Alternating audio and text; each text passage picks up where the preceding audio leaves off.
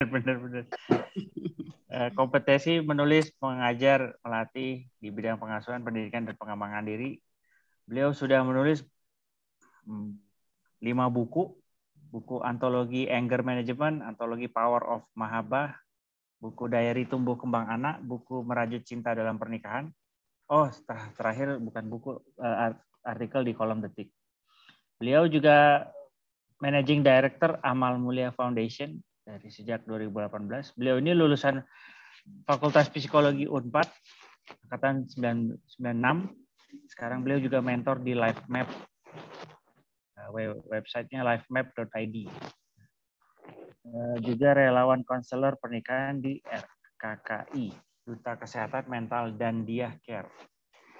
Nah, forum saya serahkan ke Bu Lita, tapi memang nih sekarang pembicaranya, Mas Imam udah hadir nih, Pak Irwan yang belum ya, Pak Irawan, sorry. Saya serahkan forumnya ke Bu Lita ya Bu, silakan. Ya baik, terima kasih Pak Arif. Prof. Irawan udah ada sepertinya ya. Pak Irawan kayaknya udah ada, silakan. Juga sudah ada, ya baik. Terima kasih. Assalamualaikum warahmatullahi wabarakatuh, Bapak-Bapak dan Ibu semua di forum ini. Senang sekali tadi juga openingnya dengan sedikit nostalgia dari para aktivis Masjid Salman ITB. Senang sekali hari ini bisa hadir kembali, bertemu kembali untuk mereview buku yang sangat menarik ketika Kang Imam kemarin kontak saya mau review buku ini. Oh ya, ada buku baru ternyata dari John Medina ya. Dulu saya pertama kali baca buku Brain Rules nih tahun berapa ya, udah agak lama sekali. Dan ternyata ini ada yang lebih spesifik lagi, sepertinya nanti akan sangat menarik kita menyimak review dari Kang Imam. Dan seperti biasa, Kang Imam sudah menyiapkan PDF yang sangat detail. Jadi seperti kita diberikan seperti kita dibacakan bukunya gitu. Walaupun kita tidak membaca buku, tapi kita diberi banyak informasi dari buku tersebut kalau saya intip-intip dari PDF-nya. Dan malam ini kita juga akan belajar banyak, akan mendapatkan sharing dari Prof. Irawan, seorang neuroscience, ya, ilmuwan Indonesia yang sangat terkemuka dalam bidang neuroscience, baik di dalam maupun luar negeri, gitu ya. Sangat terhormat sekali ya kita bisa menghadirkan beliau untuk hadir hari ini. Dan mudah-mudahan nanti diskusinya akan sangat menarik lagi ketika kita saling diskusi dalam forum tanya jawab. Seperti biasa nanti dari Kang Imam akan 20 menit, dari Prof. Irawan juga kurang lebih 20 menit. Mari kita simak sama-sama book review hari ini, yaitu buku Brain Rules dari John Medina. Silakan dari Kang Imam terlebih dahulu. Oke, terima kasih. Assalamualaikum warahmatullahi wabarakatuh. Selamat malam. Saya coba share ya.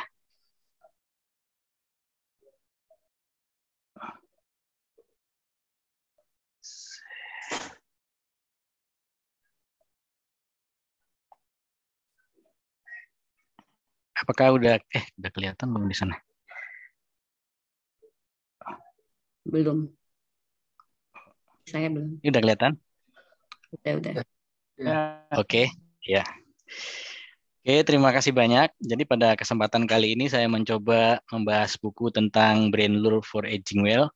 Jadi di grup bedah buku kita kan banyak dari anggotanya para senior ya, terutama Pak Gatot Widayanto, terus Pak Bambang Pramujo ini, terus ada Pak Budi ya. Mungkin cukup menarik bukunya nih. Bagaimana supaya kita tetap fresh ya meskipun kita udah umur senior gitu ya. Nah, tapi dari buku ini sih menjelaskan bahwa pada manusia itu kan ada proses pertumbuhan, ada proses penuaan ya. Katanya pada umur 30 tahun itu udah mulai proses aging itu. Tapi sebenarnya aging itu suatu yang normal, tapi kita bisa memperlambat gitu dengan beberapa aturan yang dijelaskan oleh Pak John Medina ini. Jadi Pak John Medina ini cukup meneliti, dia mengambil data dan melakukan penelitian terhadap dalam membuat buku ini ya. Jadi di buku ini sih tujuannya untuk supaya otak kita itu tetap fresh ya, dan fisik kita nggak pikun sampai kita umur gitu ya. Nah itu apa saja yang mesti kita lakukan nih, ada social brain, ada thinking brain, ada body and brain, ada future brain. Nah ini nanti kita jelaskan apa saja. Jadi dengan menerapkan ini diharapkan kita bisa memperlambat proses aging itu ya. Jadi seperti besi misalkan korosi itu ya. Korosinya tuh bisa kita cegah gitu dengan sistem metabolisme tubuh kita, nanti akan dijelaskan lebih lanjut oleh Pak Irawan yang ahlinya ya. Nah, jadi rule yang pertama itu your friendship. Jadi kita menjadi teman untuk orang lain dan biarkan orang lain menjadi teman untuk kita gitu. Nah, semakin banyak kita relationship, punya sosial group seperti di grup bedah buku ini kan, atau grup yang lainnya baik di kantor, di rumah maupun di komunitas kita. Nah, kita bisa meningkatkan umur kita gitu. Kemudian relationship seperti dengan keluarga kita, kemudian juga dengan orang yang lebih muda ya. Jadi seperti Pak Gatot itu kan dia bergaul juga dengan yang generasi milenial, sehingga kita bisa belajar juga dari generasi yang lebih muda. Juga dapat mengurangi stres, depresi, anxiety, dan sebagainya. Nah, usahakan jangan kita menyendiri ya, karena itu resiko besar, loneliness itu resiko yang besar untuk depresi dan bisa merusak otak juga ternyata ya. Jadi kalau bisa kita involve di sosial interaktif, itu dapat meningkatkan kemampuan kognitif kita, kemampuan otak kita gitu. Jadi yang role yang pertama itu your friendship itu berpengaruh ternyata ya. Kemudian yang kedua tuh your happiness. Nah, usahakan kita selalu bersyukur ya, memiliki rasa syukur. Jadi ibaratnya kita minum, kalau gelasnya itu setengah isi apa setengah kosong, kita memandang yang lebih positif setengah isi bukan setengah kosong gitu. Jadi kita bersyukur terhadap apa yang sudah kita dapatkan selama hidup kita ini dibandingkan kita memikirkan apa yang belum kita dapatkan gitu.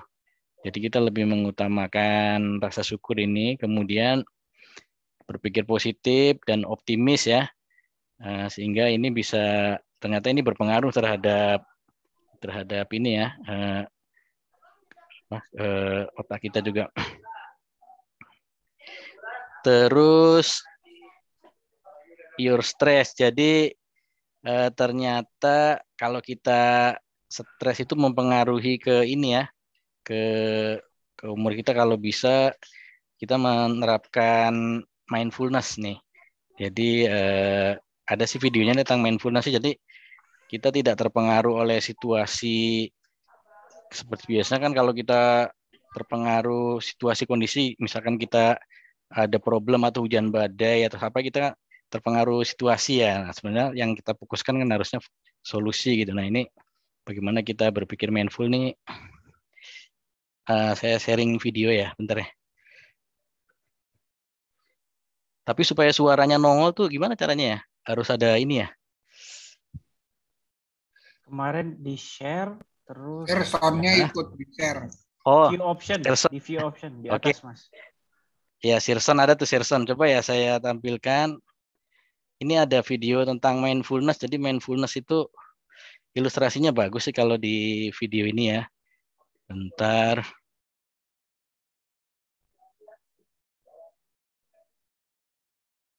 Gimana cara ngecilinya ya?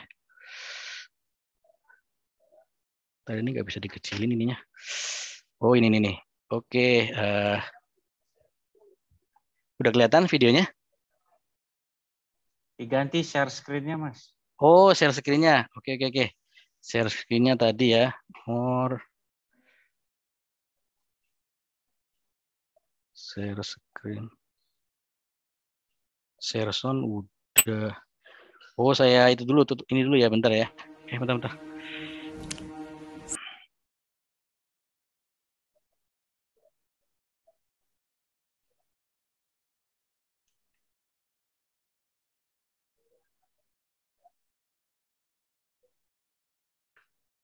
Atau nanti aja deh saya share nanti aja ya. Terakhir aja nanti yang mindfulness. Terus saya kembali ke ini. Udah kelihatan ininya, slide-nya? Udah. Oke, maaf nih nanti saya di videonya saya tampilin setelah ini ya. Jadi kalau stres itu berpengaruh ya ke apa? Vitalitas otak kita. Jadi kalau kita stres kan timbul hormon itu ya seperti kortisol dan lain sebagainya, itu mempengaruhi ini juga umur kita, kemudian memori kita. Nah, ini kalau semakin otak kita itu semakin dipakai, misalkan kita belajar hal baru atau mengajarkan sesuatu, otak kita kan selalu berpikir ya, terus mempelajari skill baru gitu. Nah, itu lebih bagus. Seperti di grup kita kan rajin membaca buku ya. Nah, itu bagus untuk otak kita, jadi nggak cepet pikun nanti pas sudah tuanya gitu ya, karena otak kita kepake ya. Kemudian, nah ini juga berpengaruh makanan kita dan gerak badan ya, your food and exercise. Jadi kalau kita banyak bergerak itu bagus ya, semakin besar aktivitas fisik itu mempengaruhi intelektual kita juga. Kemudian kalori makanan juga berpengaruh ya, semakin kita makan sehat, kita juga akan meningkatkan kesehatan juga ya. Nah, jadi pikirkan makanan dan bergerak gitu. Kalau bergerak itu bisa macam-macam sih, ada tergantung hobi kita, ada yang goes, lari, fitness, berenang, sepak bola, futsal, dan sebagainya ya. Jadi komponennya itu kalau olahraga itu ada kardiovaskular, ada muscular strength, ada flexibility. Kalau yang kardio itu yang membuat jantung kita berdetak gitu. Semakin jantung kita berdetak, pembuluh darah kan terflashing itu, jadi bagus untuk ini, untuk supaya nggak timbul penyumbatan di pembuluh darah dan sebagainya ya. Kemudian kalau muscular strength seperti tulang dan otot, jadi supaya nggak osteoporosis nanti kalau udah tuanya ya, kemudian otot supaya kita bergerak badan kuat. Nah itu sifatnya muscular strength itu seperti ngangkat barbel gitu ya kalau latihannya ya.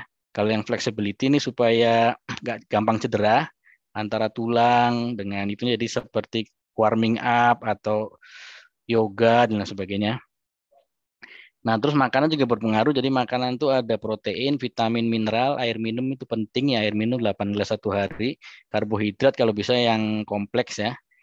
Ada yang sederhana, ada yang kompleks. Kalau yang sederhana tuh seperti gula putih. Kalau yang kompleks mungkin singkong, ubi, nasi merah gitu ya. Kalau yang nasi putih yang sederhana. Kemudian lemak tuh ada unsaturated sama saturated. Bagus yang unsaturated kayak lemak nabati. Kalau yang saturated itu yang gaji hewan itu ya.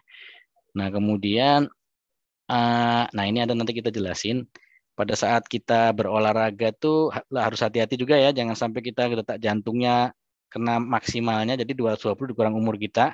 Semakin umur kita tuh udah berumur ya, semakin maksimalnya jangan terlalu tinggi. Jadi banyak kejadian itu lagi main bulu tangkis atau main futsal, dia ngejar shuttlecock atau bolanya tuh kena maksimalnya ya. Takutnya kan kena heart attack juga ya. Kemudian, nah ini dengan kita ini juga penyakit jantung kan paling banyak tuh yang menyebabkan kematian dini ya, umur 40, umur berapa udah kena sakit jantung, stroke dan lain sebagainya itu. Kalau kita kardiovaskuler secara gerak badannya itu selain mengurangi tekanan darah, mengurangi kolesterol LDL ya, kalau HDL kan meningkat, kemudian ini insulin juga supaya nggak kena diabetes ya. Kemudian kita mengurangi berat badan juga. Jadi kalau yang identifikasi orang sakit jantung itu kan terjadi penyumbatan, mungkin ada ketidaknyamanan di dada, sesak napas, cepat lelah ya, pingsan berdebar, ini hati-hati. Jadi yang resikonya karena kita hipertensi ya, kemudian kolesterol atau suka merokok dan jarang bergerak nih atau kegemukan ya mungkin ya bisa menyebabkan sakit jantung gitu. Jadi kalau kita bergerak itu aturannya katanya menggunakan prinsip FIT nih. Frekuensinya, intensity, waktu, dan tipe. Kalau frekuensi misalkan berapa kali seminggu. Kalau yang baru-baru jangan langsung banyak frekuensinya. Kalau yang atlet kan mungkin seminggu 5 kali ya. Kalau kita baru mulai itu jangan dulu misalkan seminggu 2 kali. Nanti pelan-pelan lama-lama frekuensinya meningkat ya.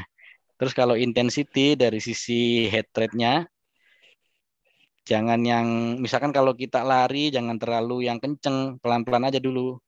Pace-nya, jadi target heart rate-nya tuh 220 dikurangi umur kita dikali 0,75 ini.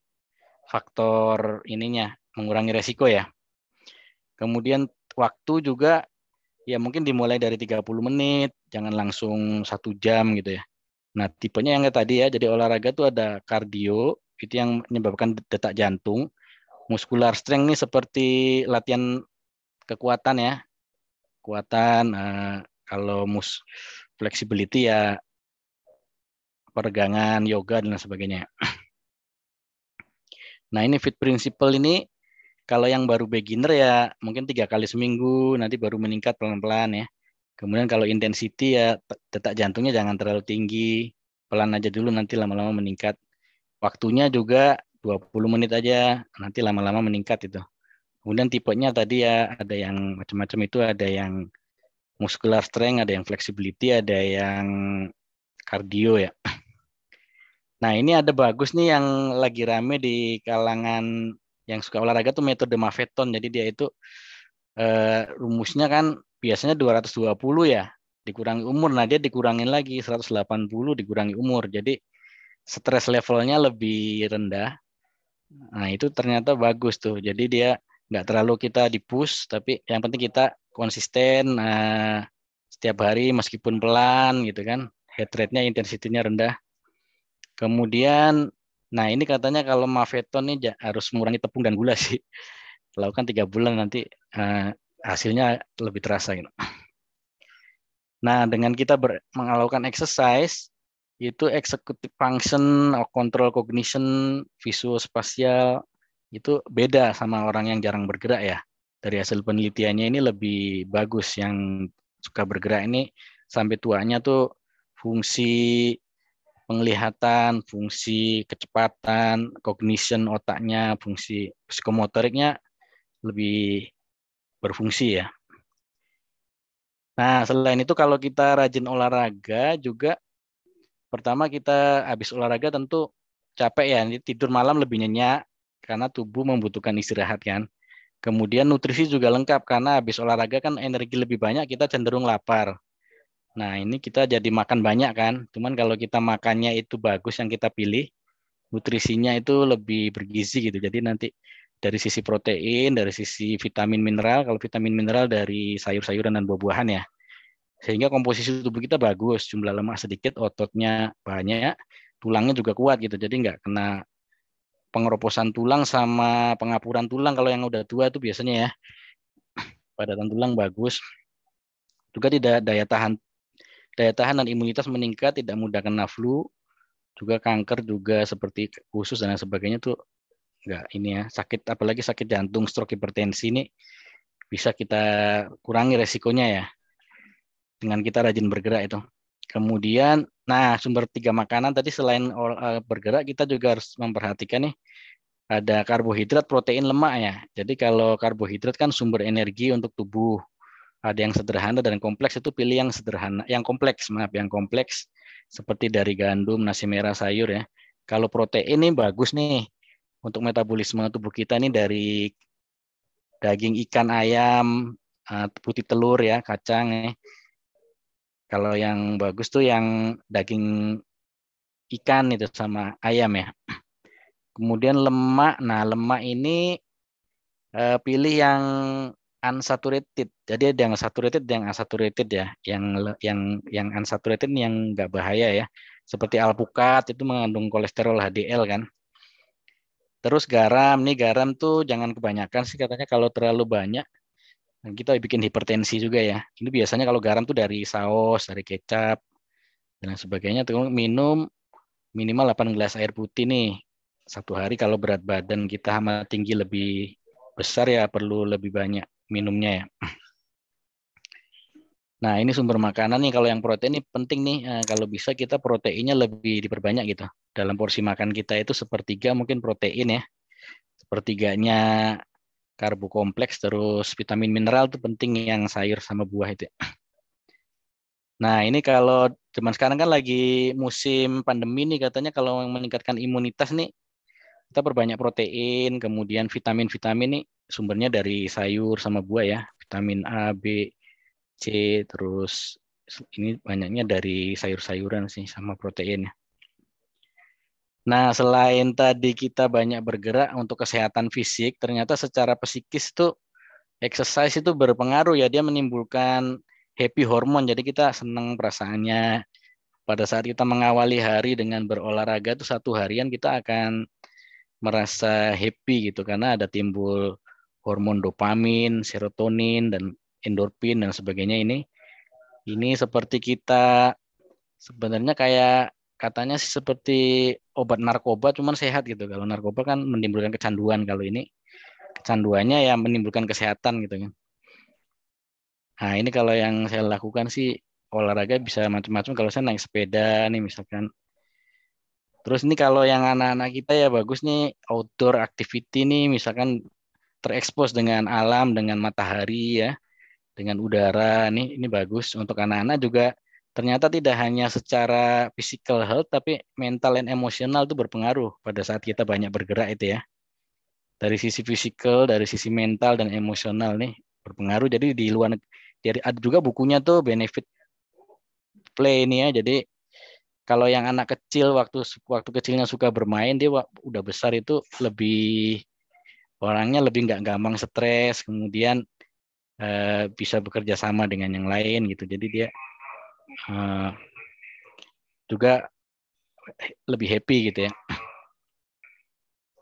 Ini seperti ada bukunya nih di Danish Way of Parenting. Jadi di negara sana itu dia kalau anak-anak TK tuh malah banyaknya di TK sekolah alam gitu ya. TK alam gini, forest school kayak gini ya. Expose terhadap outdoor sambil banyak bergerak gitu, nggak hanya di kelas ya.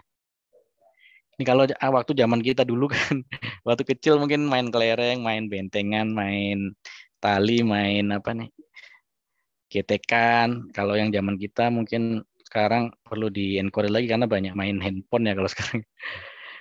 Kemudian, nah ini sih selain kita fisikalnya bagus, body immune system bagus, merilis happy hormone ya, juga meningkatkan kreativitas katanya. Kreativitas, kemudian cinta lingkungan juga ya, meningkatkan produktivitas juga. Nah, jadi kalau ini dari Bu Lita juga nih, kita kan ada pekerjaan kita juga perlu mempertimbangkan aspek yang lainnya seperti recreation, physical health, well-being dan sebagainya tuh harus kita perhatikan juga untuk supaya kita lebih produktif ya.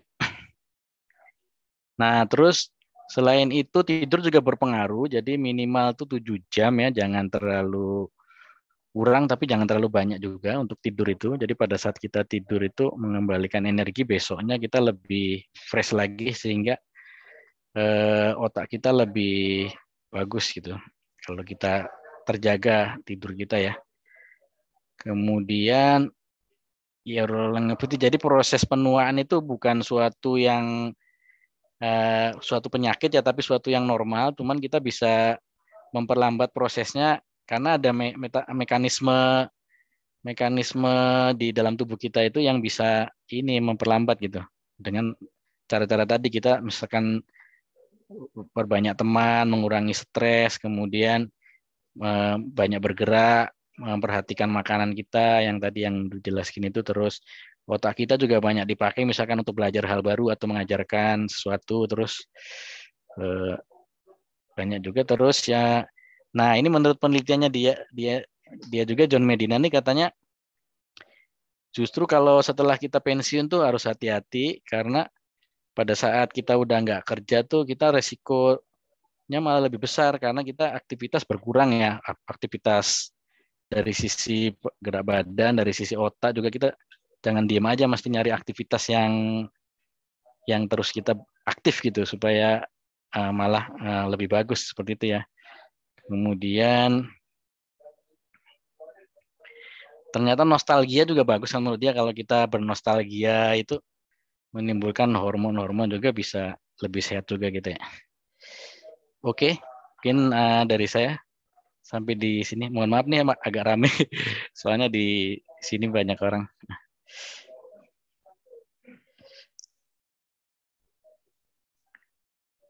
Halo?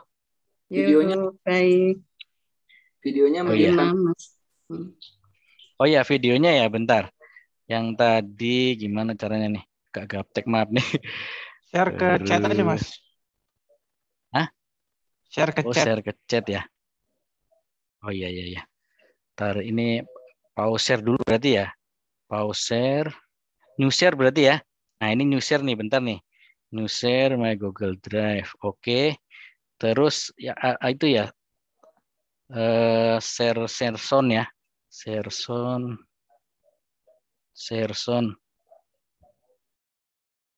Kelihatan belum ya gambar Google Drive-nya? Belum. Belum. Masih ya. PPT. Apa PPT-nya di close dulu? Apa di stop share dulu nanti share? Oh iya. Coba. Stop share. Mana cara stop share-nya ya? Di atas tombolnya. Di atas. Oh ini chat resume share. Stop share nih. Stop share ya udah ya. Udah stop share, kita share lagi ya. Share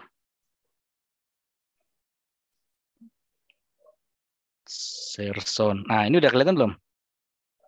Udah.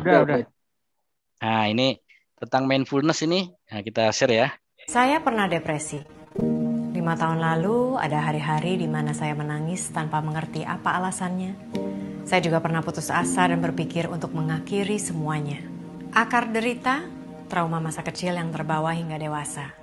Sekarang, saya masih di sini. Merasa lebih baik. Untuk sampai di sini saya melewati proses. Salah satunya dengan mindfulness. Mindfulness adalah kesadaran dan perhatian penuh terhadap apa yang terjadi di dalam diri kita dan apa yang sedang kita lakukan. Seringkali kita tidak mindful. Tubuh kita di sini, tapi pikiran kita malah lari kemana-mana, penuh dengan berbagai kecemasan. Apakah itu seputar keluarga, pekerjaan, kesalahan di masa lalu, berita buruk hari ini, masa depan kita, masa depan bumi, atau konflik, gosip, dan kekejaman yang kita lihat di media sosial. Ketika kita membiarkan kecemasan ini mendominasi, maka kita menderita. Kita bisa libur dari rasa cemas dan merasa lebih damai dengan mengambil waktu untuk mindful, menyatukan pikiran dan tubuh kita, memberikan perhatian penuh kita pada apa yang terjadi di saat ini. Mindfulness membantu kita mengolah cara pandang sehingga kondisi mental lebih damai. Maka itu, ketika kita mindful, kita tidak lagi reaktif berlebihan terhadap apapun yang terjadi di sekitar kita. Jadi nggak mudah terprovokasi, marah, atau cemas, jauh dari stres. Mindfulness itu seperti otot. Memang harus dilatih setiap hari. Anda bisa latih mindfulness dengan sejumlah cara berikut ini. Meditasi duduk. Jika dilakukan secara benar dan teratur, meditasi duduk bisa menyembuhkan. Durasi meditasi ini bisa antara 5 hingga 30 menit. Anda bisa duduk bersila di lantai, atau duduk di kursi. Duduk dengan nyaman, punggung lurus. Perhatikan nafas yang masuk dan keluar dari lubang hidung Anda. Sadari nafas ini sepenuhnya. Nafas masuk, saya sadari, saya nafas masuk. Nafas keluar, saya sadari, saya nafas keluar. Nafas masuk, nafas keluar. Masuk, keluar. Jika sulit memperhatikan hembusan nafas, Anda bisa rasakan naik turunnya perut. Sadari perut naik turun ketika bernafas. Nikmati nafas ini. Jangan lupa sambil setengah senyum, karena ini merelekskan otot wajah, otak, dan tubuh. Ketika meditasi duduk, tidak jarang pikiran kita lari kemana-mana. Ketika ini terjadi, izinkan. Dan amati saja pikiran-pikiran ini tanpa menilai apakah ini baik atau buruk. Setelah itu, relakan, lepaskan. Meditasi mindfulness melatih kita untuk menahan keinginan untuk menghakimi atau menilai, membuat kita ingin tahu cara kerja pikiran kita, dan memiliki pendekatan welas asih terhadap apapun dan siapapun, termasuk terhadap diri sendiri. Selain meditasi duduk, bisa juga meditasi jalan. Ketika Anda meditasi jalan, rasakan betul kaki Anda menapak tanah. Sinkronkan nafas dengan langkah. Selangkah, nafas masuk, selangkah, nafas keluar. Nikmati nafas ini. Nafas ini adalah tanda bahwa Anda hidup. Bisa juga mindful eating. Ketika makan, perhatian penuh pada apa yang kita makan. Lihat, ucap syukur untuk makanan hari ini dan orang-orang yang telah membantu menghadirkan makanan ini. Kunyah hingga lumat. Nikmati setiap rasanya. Anda bisa praktekkan mindfulness kapan saja dan setiap hari. Salah satu kegiatan mindfulness kesukaan saya adalah beberes rumah, cuci piring, nyapu, ngepel, atau masak. Semua saya lakukan dengan konsentrasi penuh dan saya nikmati. Buat saya, meditasi dan mindfulness adalah bagian dari proses mengenal diri. Semakin kenal dengan diri sendiri, pikiran, hati, dan hidup saya menjadi lebih tenang. Dengan mindfulness, kita bisa akui penderitaan kita dan belajar bagaimana mengatasinya. Kita tatap derita secara dalam, cari akarnya, dan pada akhirnya lepaskan. Stres karena derita berkepanjangan hanya membuat kita sakit. Selalu ambil waktu untuk kembali ke diri sendiri dengan memperhatikan nafas. Oke, saya kembalikan ke Teh Lita. Ya, terima kasih Kang Imam. Ya, sedikit cerita-cerita sebelum ke Prof. Irawan. Praktek mindfulness saya cukup membantu ya. Saya pernah mengalami anxiety yang cukup berat ketika terkena COVID-19 ya kemarin. Prakteknya sederhana, kita bisa meluangkan waktu mungkin 5 menit, 10 menit, duduk, kita melihat apa yang ada di hadapan kita, lalu kita hayati apa yang kita lihat tanpa kita menilai apapun. Misalnya saya melihat pohon, gitu. Saya mendengar suara angin seperti itu. Jadi tidak saya melihat pohon yang indah sekali. Ketika kita bilang indah sekali itu sudah memberikan penilaian gitu ya. Dan ternyata otak kita tuh perlu dilatih untuk tidak berpikir. Ya, salah satunya sebenarnya dengan praktek mindfulness tadi. Nah, kita lanjut ke Prof. Irawan. Sedikit saya share tentang beliau. Profesor Irawan merupakan ilmuwan Indonesia terkemuka dalam bidang neuroscience, baik di dalam negeri maupun luar negeri. Menyelesaikan studi kedokteran di Universitas Gadjah Mada, Yogyakarta. Profesor Irawan meneruskan pendidikan dokter di Kagawa Medical University, Jepang. Dan sudah banyak sekali penghargaan yang diperoleh oleh beliau. Dan hari ini kita berkesempatan untuk memperoleh ilmu dari Prof. Irawan. Mudah-mudahan kita bisa menyimak sama ya. Silakan Prof. Irawan, mudah-mudahan sudah siap hadir waktu dan kesempatannya saya. Ya, bisa didengar ya? Bisa, Pak. Oke, ya. Ya, terima kasih. Bismillahirrahmanirrahim. Assalamualaikum warahmatullahi wabarakatuh. Terima kasih atas kesempatannya ini bisa bertemu dengan rekan-rekan dalam acara bedah buku ya. Jadi saya diminta sebagai penanggap atau guest untuk bedah buku tentang brain wealth atau kesehatan otak itu sendiri. Dan terutama ini memang kaitannya yang sangat besar atau dalam itu pada mereka bagaimana otak yang sehat ketika pada proses penuaan. Dan seperti yang dikatakan Pak Imam tadi, proses penuaan itu adalah merupakan proses yang inevitable, sesuatu yang tidak bisa dihindari.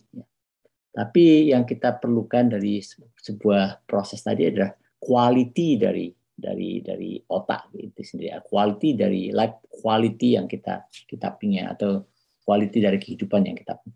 Saya coba share ini yang saya baru saja buat sebenarnya ya, tentang bedah buku. Ya.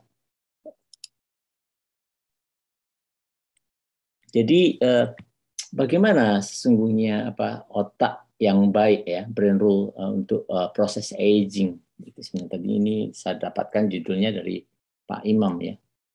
Sebelum kita membahas ini, saya mau mencoba memberi gambaran bahwa otak human itu, atau otak manusia itu sifatnya unik ya. Dibandingkan dengan mamalia yang lain atau hewan-hewan mamalia, kita mempunyai kapasitas intelektual yang lebih baik.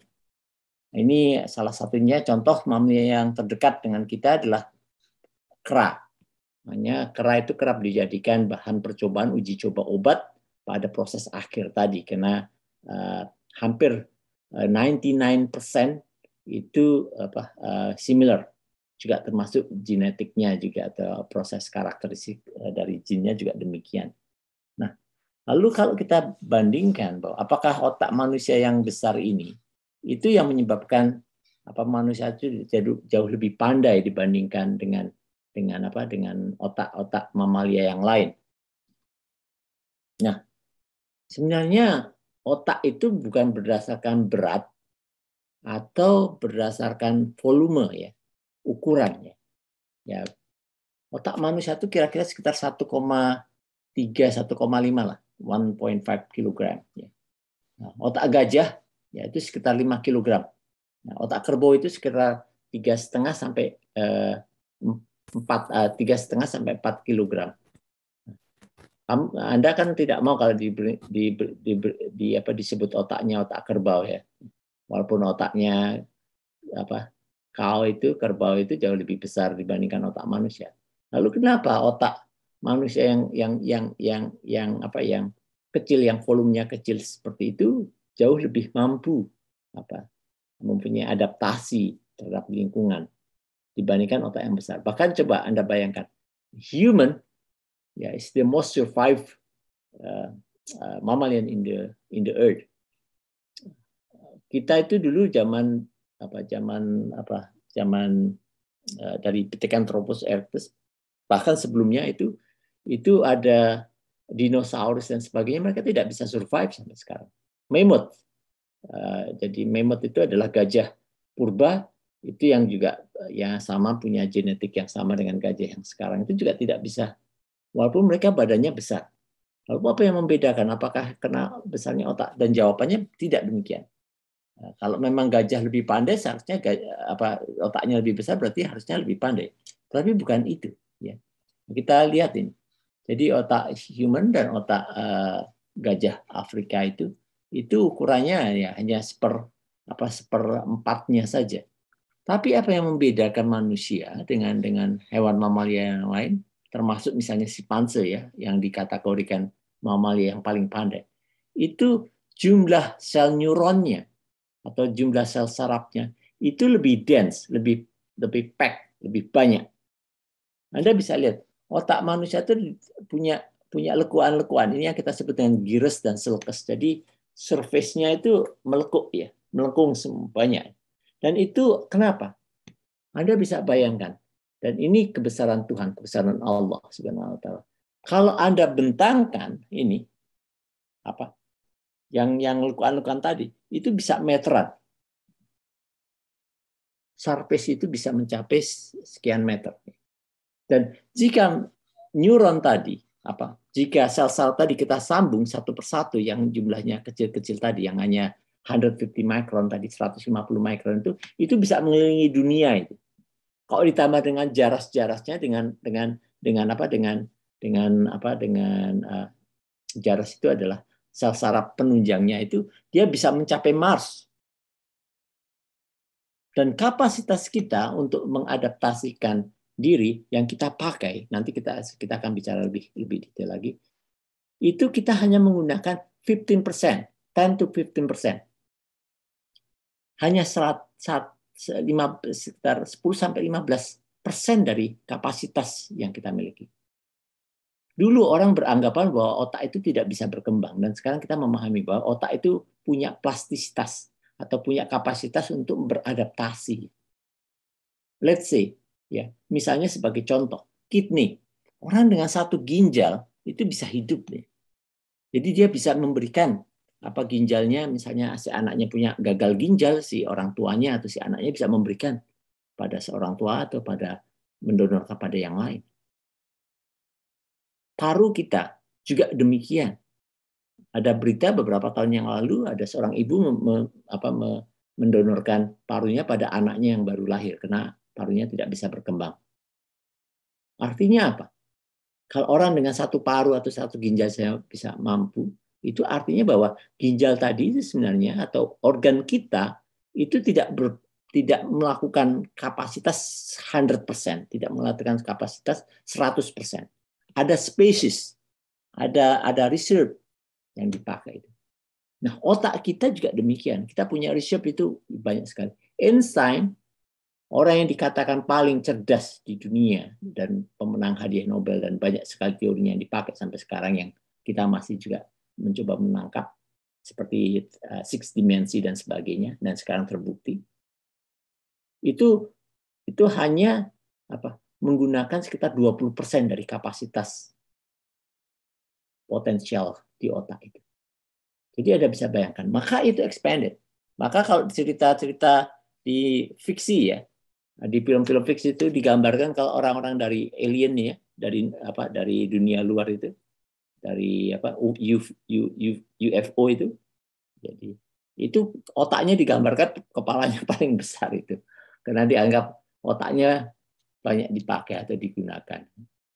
Nah, ini ada brain map ya. Tadi sempat disampaikan oleh Pak Imam gitu. Kita punya banyak sekali bagian-bagian otak, ada bagian cerebrum atau otak besar. Nah, ini yang kita sebut dengan cerebral cortex. Dan ini banyak menggunakan fungsi sebagai fungsi berpikir, fungsi kognisi, pengambilan keputusan dan sebagainya. Lalu ada bagian hipotalamus.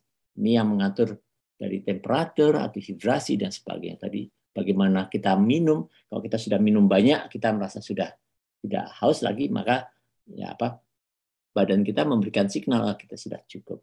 Ada hormon tadi sempat disebutkan pituitary gland ya. Lalu ada thalamus yang berfungsi untuk persepsi, pons dan sebagainya ya.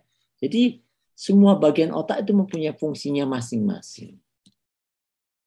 Nah, bagian otak mana yang punya fungsi paling besar dalam pengambilan keputusan? Itu adalah bagian otak depan kita, yang kita sebut sebagai frontal lobe. Nah ini, maka di dalam agama Islam itu kita disuruh menundukkan kepala kita, itu sujud itu di situ. Dalam surat Al-Alaq itu ayat 15-16 itu dikatakan bahwa kamu menggunakan ini diberikan, dan kita bertanggung jawab terhadap apa yang kita lakukan, decision maker kita. Nah, zaman dahulu is 18th century, abad 1850-an, 1850-1900-an itu belum ada teknologi ya. Jadi saintis atau dokter itu mencoba memahami mekanisme otak itu berdasarkan percobaan atau berdasarkan peristiwa yang ada. Nah, ini ada sebuah proses yang sering dipakai juga sebagai contoh di bidang di bidang bedah saraf dan juga di bidang psikiatri, ilmu jiwa itu, bahwa kerusakan otak di bagian depan itu akan membuat perubahan mental atau perubahan dalam pengambilan keputusan.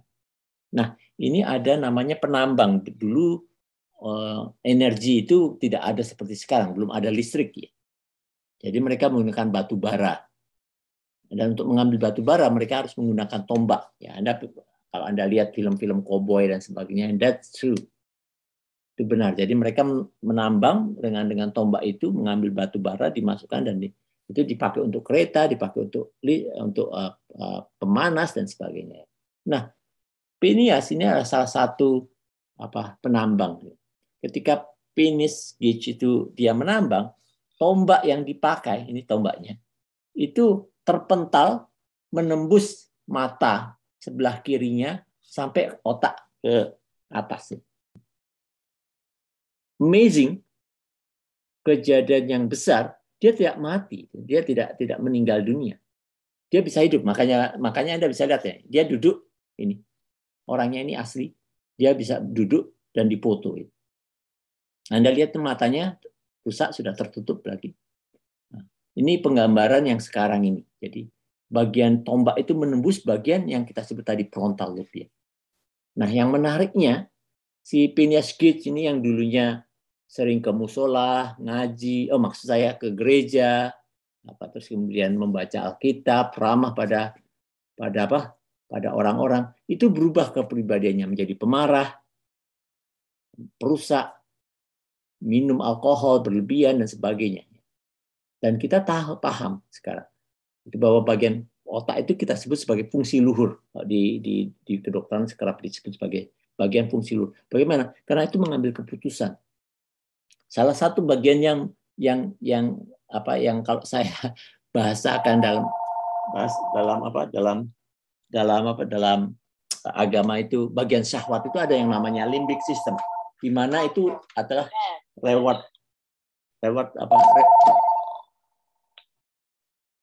jadi reward system, di mana mereka ingin misalnya marah dan sebagainya, itu akan ada relay ke bagian frontal. Apakah memang saya perlu marah, apa saya perlu mengambil decision yang seperti apa. Jadi di situ.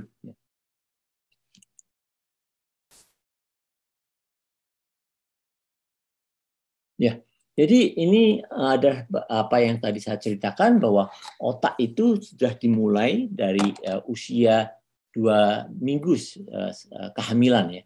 Dan Anda tadi seperti yang saya katakan, otak kita yang besar itu, yang hanya Anda bisa bayangkan, otak kita itu ada pada tempurung kepala kita, dan itu hanya sekitar kurang lebih dari 3% dari full body, jadi tubuh kita itu. Tetapi dia menggunakan energi lebih dari 20% dan mengkonsumsi oksigen lebih dari 20%. Energi itu yang dimaksud adalah nutrien yang kita makan.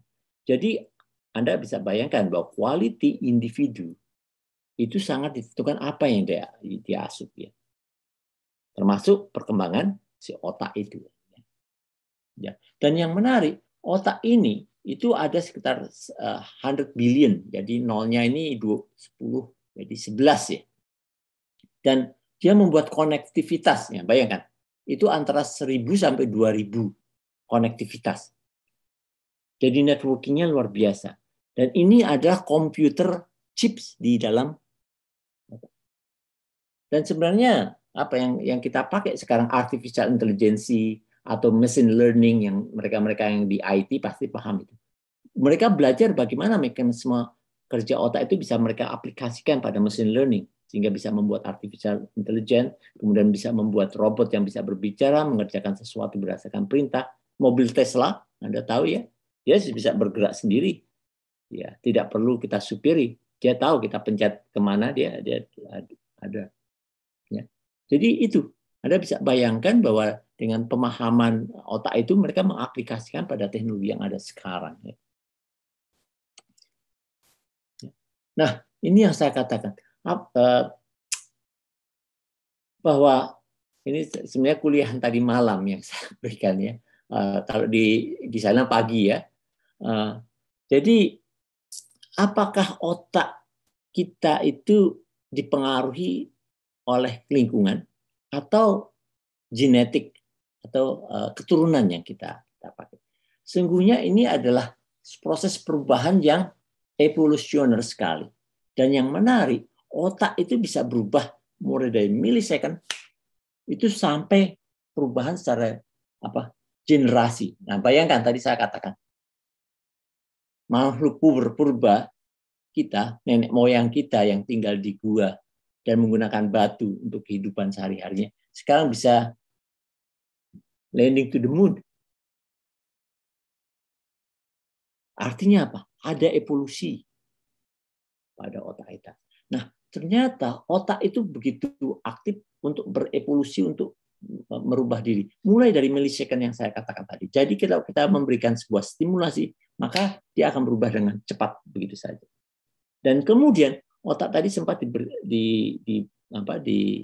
disampaikan oleh Pak Imam bahwa learning proses otak itu sangat adaptable. Jika Anda mempelajari sesuatu, maka dia akan terekam. Nah, ini adalah bukti. Jadi kita nggak bisa, ya, saya seorang peneliti, ya, juga pendidik. Jadi saya melihat perubahan tadi di otak tadi. Ini adalah satu. Dan kebetulan yang menemukan adalah teman sebelah lab saya, dokter perempuan, ya. Saya lupa namanya. Dia menemukan apa yang namanya art. Jadi kalau misalnya tikus, ya, diberi dua objek yang berbeda seperti ini. Ya. Yang satu objeknya bulat, yang satu objeknya square, dan warnanya berbeda. Maka akan terjadi dalam waktu 3 menit, itu akan terjadi perubahan di sel sarafnya, terutama di bagian memori fungsinya, itu namanya hippocampus. Dan kalau memori itu kita ulang berkali-kali, maka dia akan terekam sampai bagian subconscious. Maka ya Bapak Ibu tahu kemana akan pulangnya. Juga begitu, kambing, bebek, dan sebagainya, itu dia akan tahu kemana pergi tempat rumahnya. Karena dia akan melakukan hal yang sama berulang kali. Nah, ada juga bagian perubahan seperti circadian rhythm. Ya. Jadi pada saat tidur, metabolisme, maka Anda bisa bayangkan, mengapa bayi-bayi itu tidurnya tidak teratur awal-awal. Karena mereka masih dalam bentuk proses. Sang ibunya jadi ikut, atau bapaknya, yang bapak-bapak muda, ibu-ibu muda itu jadi ikut mengadaptasikan dirinya itu. Nah, tidurnya. Tetapi makin lama ada proses adaptabilitas. Dalam waktu 1, 2, 3, 4 hari, 1 minggu dia sudah mulai bisa tidurnya di pelukan ibunya dan sebagainya. Jadi ini adalah bukti. Lalu juga demikian, ya, yang saya katakan plastisitas itu, sensory, language, higher function, itu adalah proses yang repeatable.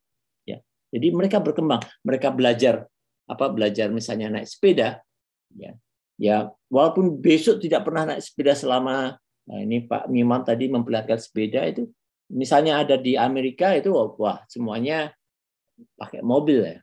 Tapi satu saat saya mau naik sepeda, saya masih bisa. How on earth we can do that? Kita tidak menggunakan sepeda selama lebih dari 20 tahun sebagai contoh. Tapi kita masih mengingat. Karena ada deep conscious kita, itu masih punya memori bagaimana menggunakan itu. Ya.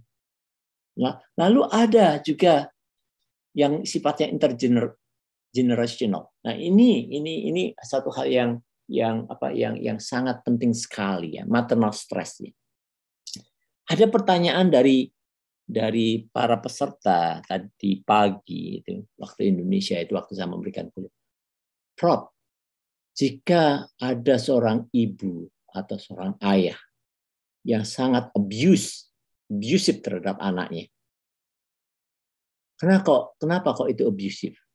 Karena sebelumnya bapaknya dia juga abusive atau ibunya juga abuse. Nah, pola yang dipakai, apa yang dia dapatkan, itu akan masuk ke dalam tubuh tadi. Dan itu yang saya katakan, ada perubahan dalam dan terekam pada genetik yang bersangkutan. Dan ini, ya, pertanyaan, lalu bagaimana dia seorang psikolog, bagaimana menangani masalah ini, abusive people ini, atau abusive parents ini? Ya tentu kembali, kalau semakin terus-menerus abusifnya itu dalam derajat yang panjang, maka terapinya pun berkelangsungan panjang. Kalau misalnya ya seperti obat, kalau penyakitnya tidak berat, ya dengan obat-obat ringan saja atau dengan beberapa hari sembuh. Tapi kalau penyakitnya berat, ya abusifnya itu dulu sudah bertahun-tahun dan sebagainya, dia akan juga harus diterapi secara continuously. Anda bisa bayangkan. So, son never fall farther from their parents. Seorang anak tidak pernah jauh dari orang tuanya. Jadi ini yang sifatnya intergenerational. Jadi Anda harus hati-hati. Lalu transgenerational, juga trauma yang saya katakan tadi sama. Jika ini berlangsung juga sama seperti proses ini berkaitan, itu akan terjadi proses yang disebut dengan genetic change. Jadi perubahan secara evolusi genetik kita itu. Bisa bersifat baik, bisa bersifat buruk.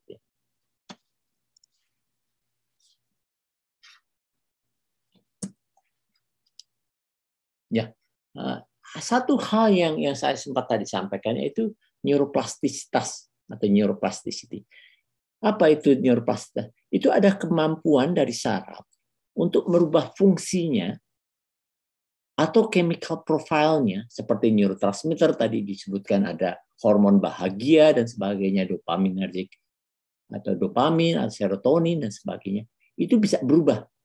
Juga bahkan sampai dengan structure atau struktur dari si neuron tadi bisa berubah dan membuat konektivitas baru. Dan itu sudah dikenal sejak tahun 1990-an, awal-awal abad 19 itu, bahwa fungsi dari otak itu tidak fix. Otak itu bisa berubah. Ya. Jadi otak itu berkembang mulai dari childhood sampai adulthood, sampai usia remaja, usia sekitar 20-an ya.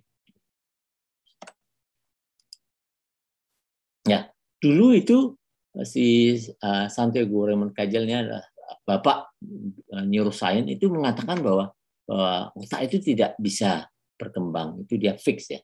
Tetapi kita sudah memahami di awal tahun 1950-an itu ada seorang peneliti namanya Jerzy Konarski dari Polandia, Polis. Dia mengembangkan terminologi neuroplastisitas, bahwa otak itu sifatnya sebenarnya plastik. Ada dua tipe plastisitas. Apakah itu sifatnya struktural, jadi perubahan dari otak itu sendiri, ya, karena evolusi, atau fungsi dari otak itu sendiri, karena adanya learning proses tadi yang saya sebutkan tadi ya. Karena sinapsnya makin digunakan, makin banyak, konektivitasnya makin kompleks dan sebagainya. Ini Jordan Grafman ini masih hidup orang ini. Ya, dia tinggal di Chicago sekarang, mengajar di University of Northwestern. Bahwa ada beberapa tipe neuroplastisitas, antara lain adalah area adaptasi homolog, atau juga ada ya ekspansi dari map. Jadi perkembangan mapnya makin banyak. Atau ada cross modal reassignment ya. Ada kompetitif maskulin. Nah, saya bahas satu persatu ya.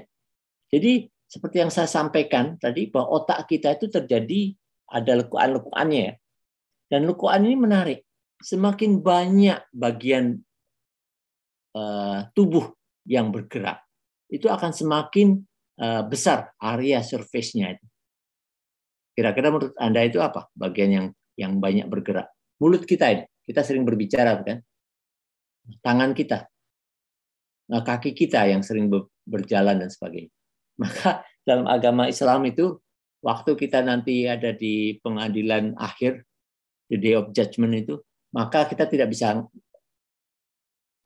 melakukan apapun. Yang berbicara adalah lidah kita, tangan kita, dan kaki kita itu nanti. Dimintai pertanggungjawaban. Ya, karena ini adalah bagian-bagian yang banyak melakukan kegiatan. Nah, ini yang saya sampaikan, map expansion. Ya, sebagai contoh, ini misalnya orang yang sedang melatih naik sepeda ya. Ketika kita berlatih naik sepeda, itu awal training itu kita hanya mempunyai bagian yang sedikit di bagian otak. Tapi makin lama Anda belajar sesuatu yang baru, maka bagian mapping di otak itu makin besar, ya, makin panjang. Misalnya kita belajar seperti playing music, main musik, instrumen dan sebagainya. Maka tadi sempat dikatakan oleh Pak Imam bahwa aktivitas itu harus terus-menerus dilakukan, even we are getting older, walaupun kita sudah menjadi tua, ya. Karena seperti yang saya katakan tadi, dengan cara demikian maka tadi kita otak kita yang hanya kita pakai hanya 15%, masih ada spaces untuk belajar hal yang baru. Dan Anda tahu di Amerika ada tren baru. Jadi orang-orang tua, dan saya sempat juga waktu di Jepang, mereka belajar bahasa baru.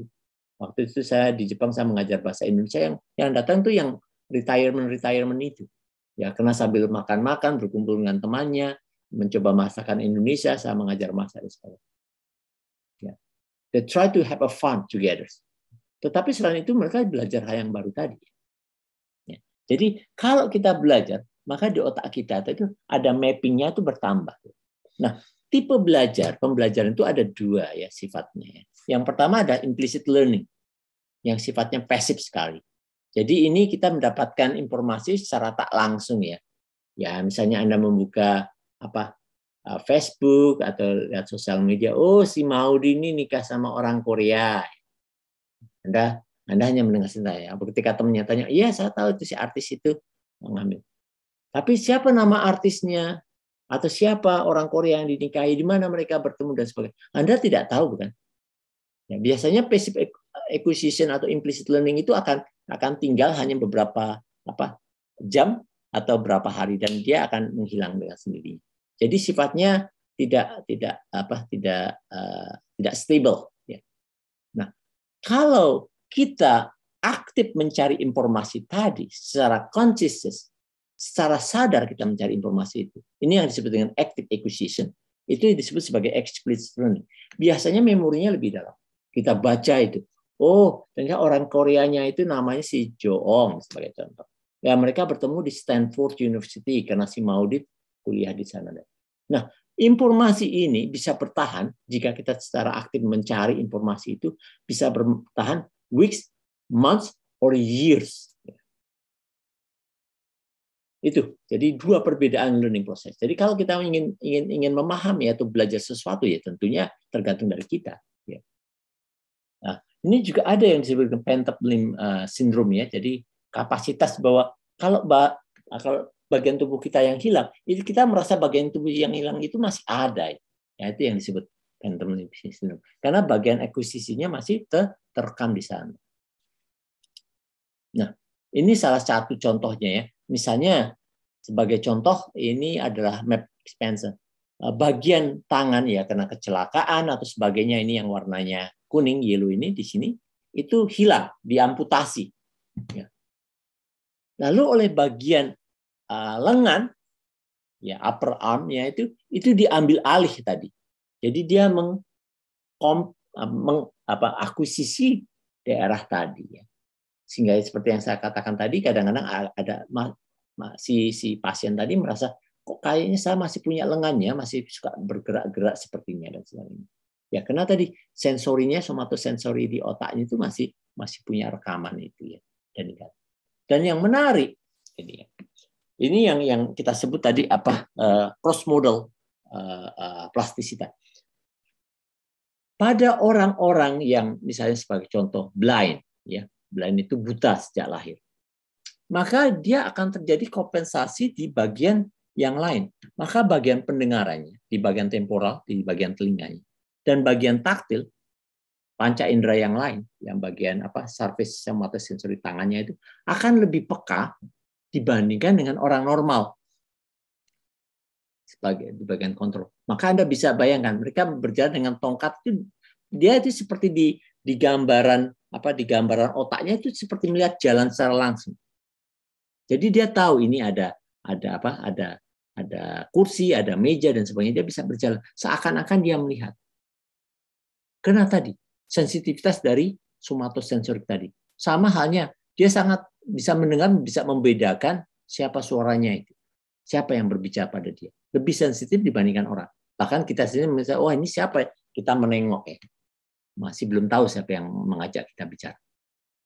Ini artinya tadi Tuhan memberikan kapasitas kepada pada otak untuk mengambil alih bagian otak lain yang tidak berfungsi. Nah ini saya sudah mungkin mendekati ya. Jadi bagaimana kita mengaktifkan plastis? Bagaimana kita mengaktifkan otak kita? Ini penting ini. Ya. Use it or lose it. Anda pakai itu, otak itu, ya, membaca, Anda belajar hal yang baru, Anda coba melakukan banyak aktivitas. Atau kalau Anda tidak pakai, ya sudah. Makanya banyak orang-orang yang menjadi demensia atau pikun setelah pasca pensiun. Ya, ada yang disebut dengan post syndrome, ya, kepikunan itu. Use it and improve it. Jadi juga bukan hanya dipakai, tetapi diimprove. Ya, ini akan memberikan kapasitas untuk apa? Untuk berkembang jauh lebih jauh. Tadi maka saya katakan bisa dipakai, misalnya belajar hal yang baru, misalnya Anda yang itu memasak atau bahasa, atau seperti yang Anda lakukan sekarang. Jadi bersama-sama membaca buku, saling men-share pengetahuan dan sebagainya, ya. Lalu specificity, ini artinya itu tergantung dari jenis dari kegiatan yang lakukan. Karena training yang baru ini akan memberikan pemahaman atau pengalaman yang berbeda, ya. Ada misalnya sebagai contoh, ada ini walaupun ini laki-laki pensiunan, dia suka menganyam sekarang. Jadi punya hobi menganyam. Atau dia suka hobi mulai belajar untuk melukis. Atau fotografi, ya. Tadi misalnya Pak Imam sudah naik sepeda, wah sekarang lihat kok pembentangannya bagus-bagus, wah saya potret, ya. Itu menjadi hobi yang baru. Nah, hal seperti ini jadi membuat spesifisitas dari hal yang baru. Nah, yang terpenting tadi saya katakan repetition is matters. Jadi kalau Anda mengulang-ulang pembelajaran itu, maka dia akan terekam secara lebih detail. Deep consciousness kita itu sudah ada di dalamnya. Dan juga intensitas dari pelatihan ini juga matter. Time, berapa lama kita melakukan juga punya kunci, ya. Salience ini adalah experience, ya, untuk perubahan tadi. Dan kembali ini juga age itu matters, ya. Tentu orang yang muda yang belajar dengan orang yang tua yang belajar itu tentunya berbeda, ya, speedingnya. Tetapi seperti yang saya katakan, sebenarnya tidak ada masalah. Anda tahu, ya, Kentucky Fried Chicken itu Colonel Sanders. Dia membuat perusahaan itu pada usia berapa? Anda tahu? 60 tahun. Dan perusahaannya menjadi perusahaan besar di dunia di mana-mana. Aging is nothing, it's just matter of numbers. Ya, orang kerap kita. Itu aging itu atau proses penuaan itu sebenarnya hanya soal nomor saja, soal number saja, soal angka saja. Tapi kalau kita terus-menerus belajar, kita transference ini adalah merupakan fungsi dari training experience yang baru dan interference. Jadi kebiasaan, habit dan sebagainya itu juga menjadi, kalau Anda punya kebiasaan habit dan habit itu terus dilakukan, itu akan mengintervensi dari kebiasaan yang baiknya. Misalnya kayak Pak Imam tadi naik sepeda, wah senang naik sepeda, wah bisa turun 2 kilo, tapi terus mampir di warung Padang itu, makanya 3 kilo, ya sama saja. Ya, ini saya nyajuk saja, ya. Artinya kebiasaan yang baik itu bisa menghilang kalau kita melakukan kebiasaan yang buruk tadi, ya. Nah, tadi ini yang terakhir mungkin filenya mindful. Hati-hati ketika kita bicara tentang mindful dan mindful. Mindful itu disambung L-nya 1. Ya. Jadi mindful itu sebenarnya adalah sebuah kesadaran, bahasa saya, consciousness kita untuk menyadari lingkungan kita. Sesungguhnya, kalau boleh saya katakan sebagai seorang Muslim, kita itu beruntung. Kenapa? Karena dalam agama kita, itu kita diwajibkan sholat. Di mana pada saat itu kita tidak berpikir apapun selain ibadah yang kita lakukan. Dan dalam agama kita, dan dalam agama manapun, ya, itu kita diajarkan untuk nerimo, bahasanya kan, dan menerima apa yang kita. Jika kita bisa menyadari hal itu kita akan merasa lebih tenang. Dan ini pada semua agama itu sama. Ini ada hal yang menarik ketika saya 2009 ya, 2009 itu Dalai Lama tahu ya, seorang seorang biksu terkenal ya agama Buddha itu datang ke Amerika. Pada saat itu kita bersamaan dengan konferensi neuroscience terbesar ya di dunia sesungguhnya. Itu Dalai Lama itu kita minta untuk diambil otaknya itu, membedakan dengan otak-otak orang biasa itu seperti apa. Mengapa dia bisa duduk berjam-jam? Kalau bahasa Islamnya itu wirid tanpa perasaan. Bahkan ya Anda bisa tahu mereka bisa berpuasa cukup lama dan sebagainya, makan. Karena tadi control of mind-nya itu luar biasa. Dan ketika kita lakukan dengan functional MRI, pencitraan, kita bisa lihat perpendarannya di daerah terutama limbic system itu luar biasa besar. Ya, bahasa saya bisa jadi kalau kita ambil dari kiai-kiai yang di Gontor atau di Kerapia dan kita lakukan hal yang sama, kita akan mendapatkan fungsi yang sama, atau pendeta-pendeta di gereja tertentu ya, Paulus. Kenapa? Karena mereka menggunakan waktu mereka, silencing mereka itu untuk menyadari keberadaan Tuhan tadi. Perception itu sangat penting. Nah, kalau mindful, ini otak yang kalau bahasa saya otak penuh itu pikirnya macam-macam. Ada persoalan break heart, ya, ada persoalan perempuan, mobil, uang dan sebagainya dan sebagainya. Jadi intinya mindful itu sebenarnya bagaimana kita learn to enjoy the moment. Ya. Jadi kita bisa menyadari momentum yang kita miliki sekarang dan bisa menerima momentum dan bahagia dengan momentum yang kita dapatkan.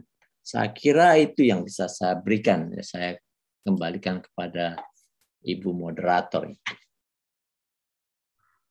Baik, terima kasih Prof. Irawan. Sungguh sangat menarik dan agak dilematis tadi kalau mau belum selesai kita beralih ke diskusi karena sayang sekali poin-poinnya jika terlewatkan.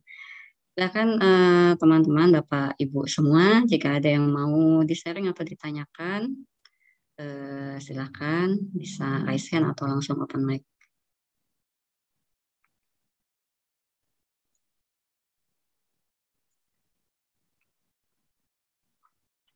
Pak Bambang angkat tangan sama Pak Satya.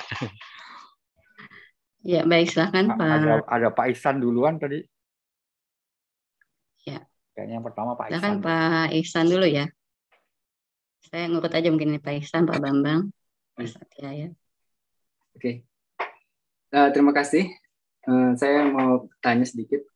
Saya pernah baca artikel di Jepang dikembangkan kan kalau misalnya sekarang digital itu banyak artificial flavor, rasa-rasa gitu. Nah sekarang dikembangkan di Jepang itu dengan elektronik pengembangan rasa dengan lidah gitu. Jadi dengan hanya menjilat layar dia bisa merasakan manis, asin, pahit gitu. Nah itu kalau melihat dari perkembangan sekarang, bagaimana perkembangan otak manusia ke depan gitu. Setelah misalnya apalagi sekarang ada metaverse.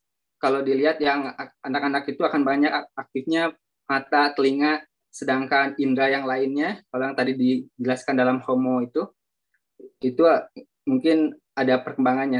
Sedangkan kalau kita sudah pakai banyak digital, mungkin hanya 3 atau 2 indera saja yang terpakai. Apalagi sekarang baru ditemukan dengan lidah.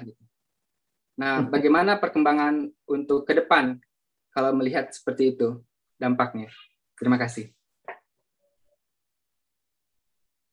Mungkin pertanyaannya ditujukan langsung untuk ya ke Profesor Irawan. Oh oke. Ya. Pak dari Pak Bambang ya. Ini pertanyaan yang Pak Ihsan. Pak Ihsan. Ya, Pak Ihsan ya. Terima kasih Pak Ihsan. Ya ini pertanyaan yang baik ini Pak Ihsan. Jadi seperti yang saya pernah tadi ceritakan bahwa pada otak-otak orang alien ya, dari luar angkasa itu digambarkan otaknya jauh lebih besar dibandingkan organ-organ tubuh yang lain. Bahkan mereka cuma duduk di kursi dan kursinya bisa melayang kemana-mana. It can be happen. Itu bisa terjadi. Tetapi seperti yang saya sampaikan tadi dan juga Pak Imam sempat menyampaikan hal yang cukup baik sekali itu, bahwa sesungguhnya organ kita ini juga develop juga. Jadi kalau kita tidak menggunakan tangan kita, tidak menggunakan kaki kita, itu namanya akan terjadi atrofi atau yang disebut dengan disuse atrofi. Atrofi yang karena tidak ada penggunaannya. Jadi Anda bisa bayangkan. Tentunya di sini, ini yang pentingnya. Tadi malam juga ada yang bertanya, bagaimana dengan kondisi COVID selama pandemik ini? Itu semua terjadi perkuliahan, pembelajaran dan sebagainya itu hanya dilakukan di layar saja. Jadi sifatnya tidak aktif, terutama di negara-negara berkembang ya, di mana orang itu menggunakan teknologi ini itu hanya untuk Facebook, untuk sosial media, untuk main game dan sebagainya, tanpa bisa bertanggung jawab terhadap apa yang ada ya. Nah, itu kembali memang diperlukan sebuah regulasi untuk itu. Dan sebagai kebanyakan kemarin saya memberikan kuliah itu ada psikolog atau para pendidik. Itu bagaimana kita membuat kurikulum yang sejalan tadi, yang memberikan balancing pada. Tetapi yang menarik, satu hal yang menarik juga, human sebenarnya itu adalah sebuah makhluk yang sangat adaptable. Anda bisa lihat bahwa ketika si bayi mereka merangkak dan sebagainya. Ketika Anda punya anak-anak kecil usia 5, 4, 6 tahun itu begitu lihat taman bermain, itu mereka udah lari itu, ninggalin bapaknya mau naik. Artinya apa? Mereka sendiri sadar bahwa mereka butuh aktivitas, butuh sosial interaksi dan sebagainya. Dan ini sesungguhnya hal yang perlu kita adaptasikan dalam pembelajaran kita. Tetapi ya, apa yang tadi Anda katakan Pak Ihsan, kalau memang suatu saat kita tidak banyak menggunakan aktivitas kita, apalagi kalau Anda tahu bahwa di angkasa ya, di luar angkasa itu berat badan kita itu menjadi 1/6 karena gravitasinya itu tidak ada, bahkan semakin jauh dari itu kita tidak punya, itu non gravity, kita tidak melayang. Artinya apa? Tangan, kaki dan sebagainya itu bagian tubuh yang lain itu akan tidak melakukan aktivitas, sehingga ada kewajiban bagi para astronot itu untuk melakukan aktivitas. Jadi mereka berolahraga di dalam pesawat space shuttle-nya, di pesawat ruang angkasa itu ada tempat untuk olahraga dan itu diwajibkan. Bahkan juk mereka itu, keringat mereka itu kan mereka pakai baju itu agar disalurkan dan keringat itu dimasukkan dan bisa dijadikan alat minum mereka nanti setelah disterilisasi dan perforasi dan sebagainya. Jadi ini bisa kita bayangkan di kemudian bisa terjadi banyak hal seperti itu. Hanya ya kita harus sadari bahwa ya bagian-bagian tubuh kita yang lain itu punya hak atau punya kesempatan yang sama ya. Semoga bisa terjawab. Jadi intinya adalah balance dalam segala sesuatu. Sama halnya seperti yang ketika kita menjadi aging, kita berbicara soal proses penuaan. Kalau Anda cuma duduk saja, bayangkan, maka tadi muncul osteoporosis, muncul atrofi dan sebagainya, sehingga makin malas kita. Atau sebaliknya kita makan terlalu banyak akhirnya menjadi obes, makin malas kita untuk bergerak. Jadi yang terpenting pada proses tadi yang saya katakan bahwa proses penuaan adalah proses yang tidak bisa kita hindarkan atau inevitable. Ya. Tetapi bisa kita buat menjadi quality yang baik. Ya. Dan menariknya ketika saya mengajar di Jepang itu yang ikut dengan saya, yang ikut belajar bahasa Indonesia itu usianya ada yang 60, ada yang 80 tahun, ada yang 90 tahun. Bayangkan loh, dituntun sama anaknya itu, sama cucunya di tempat belajar saya di hall, di City Hall. Nah, di situ kita bisa melihat bagaimana interaksi-interaksi seperti ini. Dan mereka menikmati, ya bisa bayangkan, mohon kalau saya, Anda berapa banyak orang dengan usia 90 tahun atau 80 tahun, dia masih punya teman SD, SMP, atau SMA-nya. They are very lonely. Ya. Mereka merasa kesepian dengan itu. Sehingga oleh karena itu tadi, kelompok-kelompok grouping ya tadi. Ya, kelompok belajar, kelompok itu melakukan suatu aktivitas, pergi ke taman dan sebagainya. Ini sebenarnya sebuah proses yang sangat membantu mereka untuk mengatasi depresinya, untuk mengatasi banyak hal, termasuk jadi kesehatan otak tadi secara keseluruhannya. Ya, kira-kira itu Pak Ihsan. Semoga. Terima kasih Pak. Jadi ada referensi buat saya sebagai digital influencer. Ya, ya terlalu berdosa lah. Ya, betul sekali. Ya. Ya, baik. Terima kasih, Prof. Dan pertanyaan dari Pak Iksan sangat menarik. Sekarang lanjut kita ke Pak Bambang, silahkan. Terima kasih, Mbak Tita. Pertanyaan saya juga ke Prof. Irawan. Yang pertama, saya pernah membaca sebuah rubrik itu, ada hubungan antara otak dengan usus atau pencernaan atau gut gitu ya. Mungkin mohon pencerahan Prof, karena benarkah demikian gitu. Saya hanya membaca di suatu rubrik. Yang pertanyaan yang kedua, kalau orang gila itu ada masalah apa dengan otaknya? Oke. Ya. Terus yang ketiga, kita sudah tahu kan banyak saudara kita kena stroke. Konon stroke itu karena otak kekurangan oksigen dan ada damage atau cacat di otak kita. Nah, pertanyaannya tadi dijelaskan ada neuroplasticity. Bisakah itu disembuhkan dengan neuroplasticity itu? Oke. Atau itu saja yang saya ingin dapat pencerahan dari Prof. Terima kasih, Prof. Wah, pertanyaannya Pak Bambang ini cerdas sekali nih. Ya. Artinya Anda juga cerdas nih. Yang pertama tentang apa usus dan otak tadi, itu benar adanya. Probably around 7 years ago, 7 tahun yang lalu, itu ada penelitian cukup menarik itu. Yang dilakukan dari penelitian itu ada 2 tikus yang sakit ya. Dan ini dipublish di majalah cukup terkenal, Science ya. Tikus yang sakit itu tinja dari tikus yang sakit itu jika dimasukkan ke tikus yang sehat, maka tikus yang sehat itu menjadi sakit. Itu namanya fecal transplantation. Ya. Jadi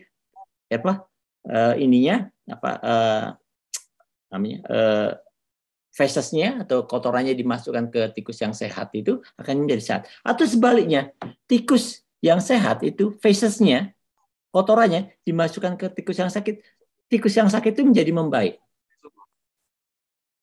Ini penelitian yang menarik. Lalu setelah penelitian itu muncul, itu masuk, orang berbondong-bondong mencari what the heck is behind that? Apa yang terjadi di balik itu?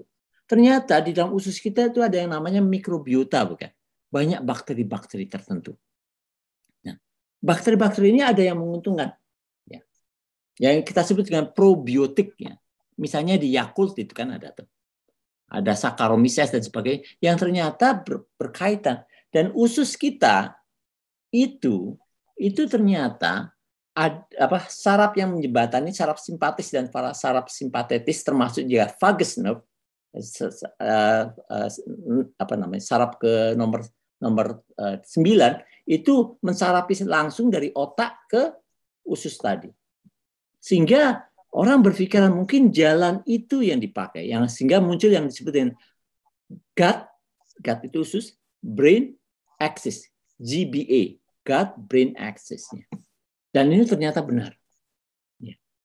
Jadi apa yang kita makan itu punya refleksi di otak itu. Ya. Dan itu benar. Ya. Maka saya sempat ketika saya memberikan kuliah di bagian psikiatri di Rumah Sakit Herjan di RSCM, itu saya sempat memberitahu pada teman-teman dokter psikiater dan juga residen di sana atau orang yang sedang mengambil spesialisasi penyakit jiwa itu. Saya ceritakan, Anda tahu Pak Bambang, dan ini juga berkaitan dengan pertanyaan kedua, orang gila itu, atau schizophrenia. Ya. Itu kira-kira menurut Anda itu kebanyakan berasal dari sosial ekonomi yang bagaimana? Sosial ekonomi yang rendah, bukan? Jadi lingkungannya yang higien dan sanitasinya buruk. Dan saat itu saya menjelaskan tentang GBA tadi, gut brain axis tadi. Saya bilang sama mereka itu, apakah tidak kita coba cek itu? Apakah kena mikrobiota yang ada di usus orang-orang itu, ya kena lingkungan dan sebagainya. Tadi saya bicara soal genetik itu berbeda sekali dengan orang-orang yang sehat. Bahkan Di Amerika itu berkembang namanya fecal transplantation. Ya. Jadi tinjanya orang-orang yang sehat itu dibuat kapsel, ya. Tentu tidak dimasukkan ke dalam mulut ya, tetapi dimasukkan ke dalam lubang dubur anus. Ya di anus ya. Wah, siapa yang mau makan fekalnya orang, walaupun orang bule, tidak ada yang mau kan. Ya, agar apa? Mikrobiotanya itu berubah. Dan sekarang sedang terjadi penelitian seperti itu. Dengan merubah mikrobiota itu akan terjadi perubahan. Nah, kalau saya, ya, kalau tidak saya sebenarnya punya Facebook ya. Facebook saya itu isinya perkembangan ilmu pengetahuan terbaru, semua ilmu kedokteran yang biasanya sangat spesifik, tapi juga saya fokuskan lebih banyak pada soal otak. Di situ juga saya jelaskan tentang GBA tadi. Anda tidak perlu lagi pakai fecal transplant. Anda coba sekarang probiotik itu kan dijual di mana-mana, atau minum yogurt atau minum Yakult tadi.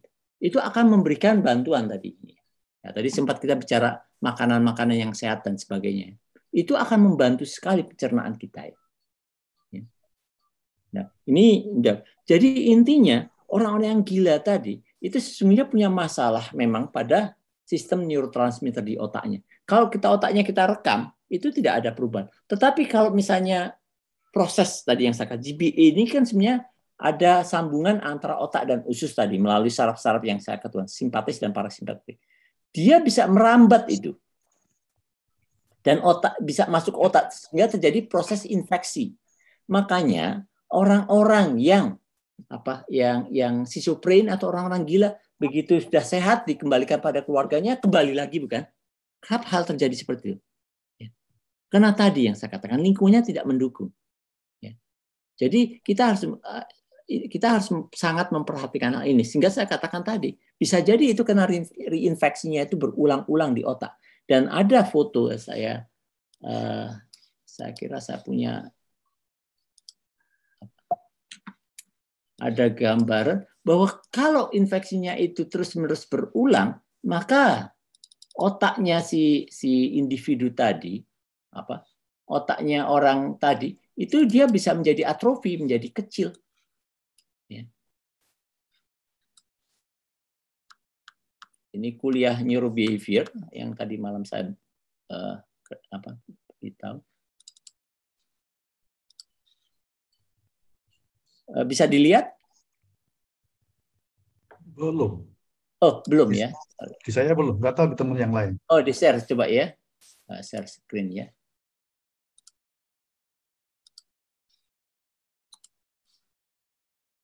Ya, Anda bisa lihat ini. Orang gila, the person with schizophrenia dengan orang normal. Otaknya itu, lekukan-lekukannya itu banyak terjadi atrofi. Jadi otaknya mengecil. Lalu ini ada lubang saluran yang menyalurkan air itu menjadi besar. Air otak atau liquor cerebrospinal itu besar. Jadi artinya bahwa proses di otak yang kalau terus-menerus berlangsung itu akan akan memberikan dampak yang negatif ya. Dan kalau sudah atrofi ini akan sangat sukar untuk kita kendalikan. Nah, makanya obat-obat orang-orang yang punya schizophrenia itu obatnya seumur hidup. Dan ini tidak bisa dilakukan dengan si individu tadi karena Anda tahu bahwa dia tidak menyadari dirinya sendiri ya. Jadi ya prevensi tadi yang saya katakan, bahkan saya bagaimana kalau kita mencoba mengecek tadi, atau misalnya joke saya kita gunakan fecal transplantation untuk orang-orang seperti itu, bisa jadi ada perbaikan dan sebagainya. Ini PR untuk mereka. Lalu tentang stroke ya, neuroplastisitas ini juga pertanyaan yang baik. Kebetulan bidang saya di sana ya. Saya mempelajari penyakit-penyakit neurodegeneratif. Benar sekali dulu kita menganggap kalau kita sudah kena stroke dan sebagainya itu is the end of the world. Kita sudah tidak bisa melakukan apapun. Tapi sekarang perkembangan teknologi terbaru itu dan juga pelatihan dengan pemahaman neuroplastisitas, kita bisa melatih pasien kita. Sehingga tentu tidak bisa 100% sembuh. Tapi proses penyembuhan atau proses pengembalian dia pada kondisi awalnya makin cepat. Ini yang pertama.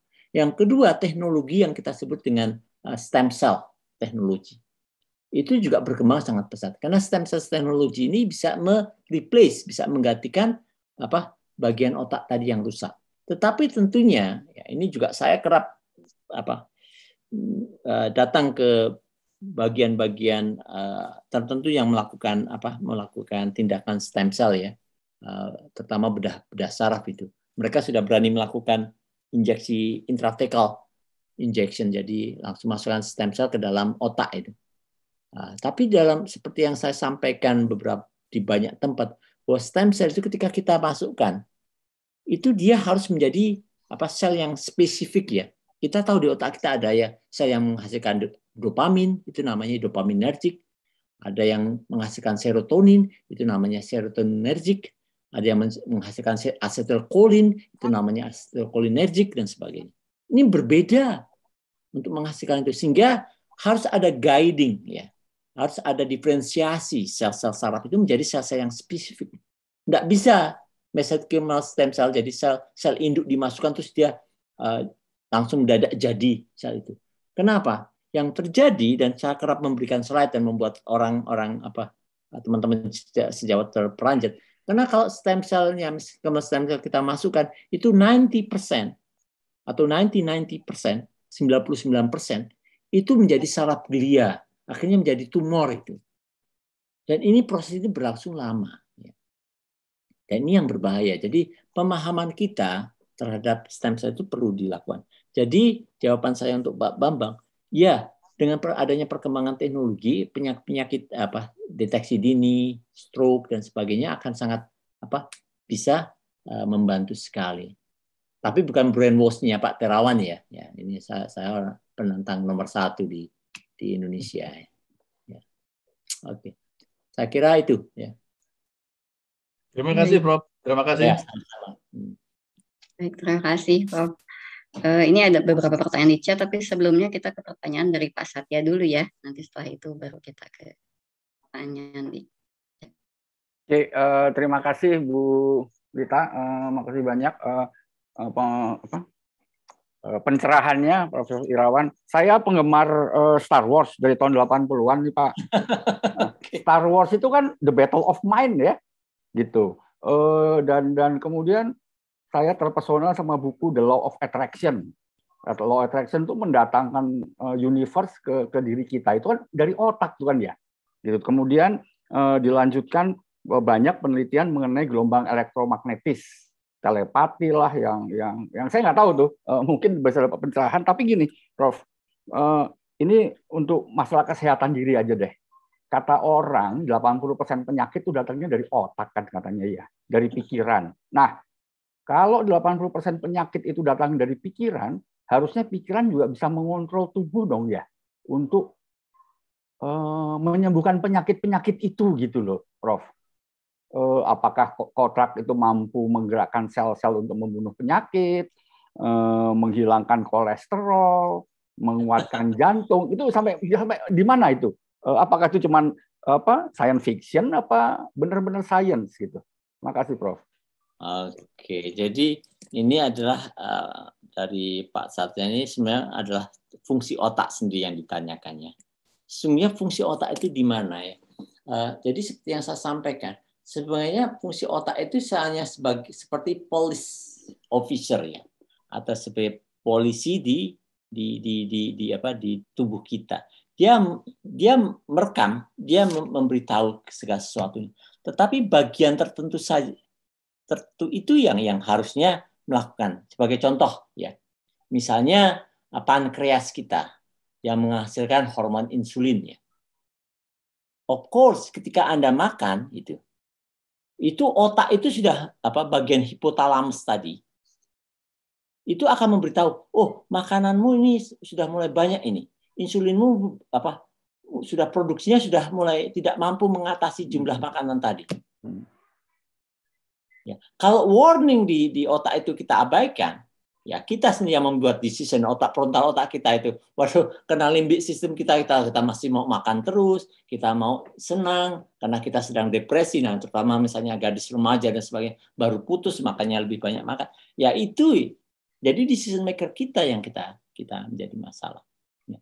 Jadi artinya otak itu sebenarnya rambu-rambu, dan seperti police officer tadi yang memberitahu pada kita kapan dan sampai sejauh mana kita harus berhenti atau kita lakukan tadi. Nah, lalu kita yang membuat decision lagi, ya itu juga adalah fungsi otak. Nah, sekarang bagaimana karakter kita, tadi ada yang cerita soal kolbu, bagaimana pengambilan decision, itu yang penting ya. Jadi jika kita bisa membalanskan apa yang otak kita perintahkan, kita menggunakan otak, kalau bahasa saya secara properly, secara tepat dan benar, itu biasanya kita akan hidup dengan kondisi yang baik. Saya mungkin ada yang bisa menduga saya ini sudah 54 tahun. Tapi orang banyak mengira saya masih 30-an. I still going to gym almost every day. Saya pergi ke gym untuk olahraga dan sebagainya. Dan saya kena tugas dan kewajiban saya memberikan kuliah dan sebagainya. Dan mau tidak mau saya harus aktif juga ya. Jadi secara fisikal dan secara intelektual saya harus mengupdate semua data-data yang ada. Dan ini mungkin ya yang membuat saya kelihatan lebih muda daripada usia sesungguhnya. Jadi intinya sesungguhnya adalah bagaimana kita mencoba menggunakan komponen organ-organ atau yang diberikan oleh Tuhan kepada kita itu dengan properly, dengan sebaik-baiknya ya. Jadi saya kira itu Pak Satya. Jadi intinya ya otak kita itu memang punya fungsi yang luar biasa baik. Nah, fungsi yang saya sebut sama fungsi luhur tadi ya, law of attraction tadi, dan ini akan memberikan kepada kita manfaat kalau kita bisa juga menggunakannya secara proper. Tadi yang saya sebut 10 principle of plasticitas tadi. Itu kalau Anda terapkan dalam kehidupan Anda itu Anda akan sangat membantu quality of life yang. Tadi Pak saya senang Star Wars ya. Saya juga sejak saya masih kecil itu impian orang. Dan itu is happening. Anda tahu di filmnya Star Wars itu ada telepon ya, mereka bicara. Sekarang sudah jadi bukan? Yeah. Bisa jadi teleport itu akan terjadi suatu saat ya. Ya, pemindahan tubuh secara molekuler. Kenapa? I'm not just joking. Sekarang ada yang disebut dengan bioprint. Jadi sel-sel itu bisa digabung-gabung dan sel itu mencari sendiri, akhirnya bisa membentuk organ baru. Jadi new organ dari bioprint tadi. Bioprinting bahasa ininya. Ini sudah terjadi. Jadi sekarang kita kalau mau membutuhkan jantung dan sebagainya itu kita bisa buat. Ya. Jadi bioprinting itu bukan hanya untuk bikin bangunan-bangunan kecil dan sebagainya, tapi sudah mulai kita terapkan pada aplikasi medik ya. Ya misalnya membuat tempurung kepala, membuat lengan, membuat apa? Karena setiap individu itu kan sifatnya spesifik, tidak bisa semuanya disamakan. Jadi dengan foto MRI atau imaging lalu dijadikan bioprint dan dikembalikan lagi. Ya. Kira-kira seperti itu Pak Satya. Oke, bioprint itu nggak bisa itu ya, membuat duplikasi seperti tadi stem cell gitu. Bisa, dan ini yang sekarang kita pakai. Jadi ada yang namanya brain in the disk. Otak di dalam disk itu apa? Piring. Ya, piring cawan. Tapi tentunya masih sangat simple sekali ya. Ya, karena tadi seperti yang saya katakan, otak itu perlu dilatih. Dan pelatihan otak itu akan membentuk tadi yang saya katakan, dalam waktu second itu atau waktu menit itu dia sudah bisa memori. Akhirnya terbentuk tadi. Nah inilah machine learning, artificial intelligence itu dipakai dalam pembentukan itu. Ya, kedepannya kita berharap ya tadi itu bisa menggantikan organ-organ yang sehingga tidak perlu lagi donor. Ya Pak. Makasih banyak Pak Prof. Irawan. Ya sama-sama. Baik. Ini pertanyaan untuk Pak Imam nggak ada ini ya. Pak Imam, nanti saya bertanya pada Pak Imam. Oke. Baik, saya termasuk yang menebak-nebak usia Prof tadi. Oh ya. Terjawab sudah. Baik, ini mungkin kita sepakati dulu selesai mungkin sekitar 21.30 gitu ya Pak. Atau bagaimana? Mungkin kita bisa untuk satu pertanyaan atau dua pertanyaan kita lihat ya. Baik, pertanyaan dari Pak Ari ya. Bicara tentang otak, tadi tidak banyak dibahas tentang tidur gitu. Dan mungkin Pak Ari bertanya untuk Pak Imam dan Pak Irawan, apakah ada tips khusus agar semakin berumur dapat semakin sehat tubuhnya dan tidurnya semakin baik? Ya, mungkin itu pertanyaannya. Ya, ya ini pertanyaan baik. Jadi quality of life itu betul sekali yang dikatakan oleh Pak Imam tadi dalam presentasinya. Itu juga di apa sangat tergantung pada kualitas tidur kita. Jadi kualitas tidur itu sebenarnya bukan jumlah tidur yang banyak. Ya mulai dari jam 10 sampai jam berapa? Sampai jam misalnya jam 4 pagi ya. Jadi 8 jam. Anda tahu si siapa? Napoleon Bonaparte itu tidur hanya sekitar 3 jam. Is the biggest decision maker waktu perang di Eropa pada saat itu. Dan saya tidur itu waktu awal-awal bekerja di Jepang maupun di Amerika itu less than 5 hours, kadang-kadang 4 jam, 3 jam. Tapi karena ini adalah tadi yang saya katakan bukan jumlah tapi quality. Dalam tidur ada namanya REM dan non REM, atau bahasa mudahnya deep sleep ya, atau tidur ringan dan tidur berat. Nah, quality dari tidur itu ditentukan dari jumlah dari tidur beratnya tadi, REM. REM itu pada saat itu mata kita berkedip-kedip. Nah, quality itu makin kita punya jumlah REM yang besar, itu akan makin baik. Maka terus terang, walaupun saya tidur 4 jam, karena saya juga travel a lot, itu banyak bepergian dan sebagainya, tapi tidur di pesawat begitu bangun ya segar kembali. Saya kena tadi sistem waktunya. Lalu bagaimana bisa mendapatkan itu? Kembali saya berpikir mungkin quality dari aktivitas yang kita lakukan. Jadi dan juga intake makanan yang kita makan itu sangat berpengaruh sekali pada kualitas tidur kita itu. Ya. Jadi salah satu mungkin ya, ini is true. Ini yang mudah. Kalau Anda sulit tidur, coba minum susu sebagai contoh. Itu akan membantu.